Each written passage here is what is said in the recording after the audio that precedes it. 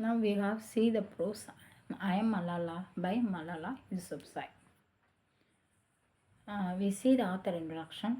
Malala Yousafzai was born on July 12, 1997 in Mangora, Swat Valley, Pakistan. Her father Yousafzai was a poet and educator.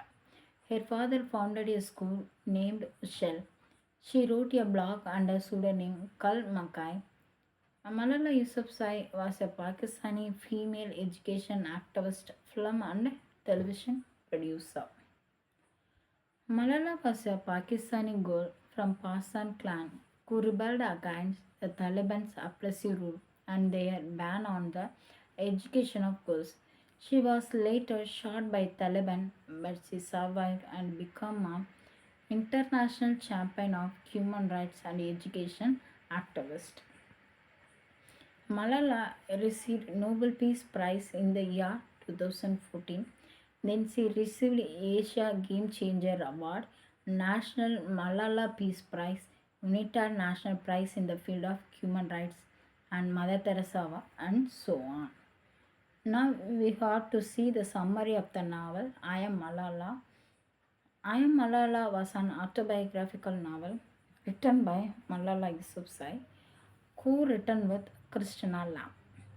The book was published in 2013 and became an international bestseller. Malala is not only a story of one girl's bravery and determination, but also sets lights on the broader issues of education, women's rights, and the ongoing conflict in Pakistan. Now we move to the chapter 1. Malala, Malala was an autobiographical novel. The first chapter was titled as A Daughter is Born. In this chapter, Malala described her home life. She cheerfully introduced her father, Yusufzai, as educated, forward-thinking man who runs a school for Mangora in Mangora. Malala was celebrated by her father despite living in a patriarchal society. Malala's childhood was a happy one, and she described it as a time when she was free to be herself and explore her interest. She was a curious and intelligent child who loved reading and writing, and she was also an outspoken and confident young girl who was not afraid to challenge authority. Then Malala proceeded to describe her native land, Swat Valley, a lovely area filled with fruit trees, rivers, and forest. It was a home of many different religious traditions, including Buddhist, Hindu, and Muslims. When Malala was 8 years old, her village had begun to change. She lamented that her beloved country came into constant conflict with Taliban.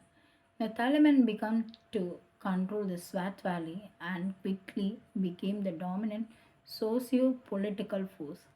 Girls were banned from attending school and cultural activities like dancing and watching televisions were prohibited.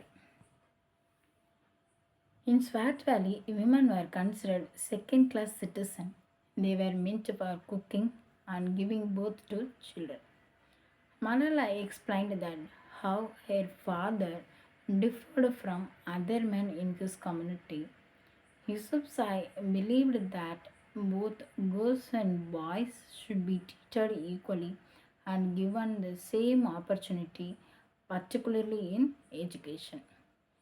Many families in Swat Valley followed the conservative tradition of educating only sons and preparing daughters for domestic rule. But Yusufzai strongly believed that education is right for everyone regardless of gender.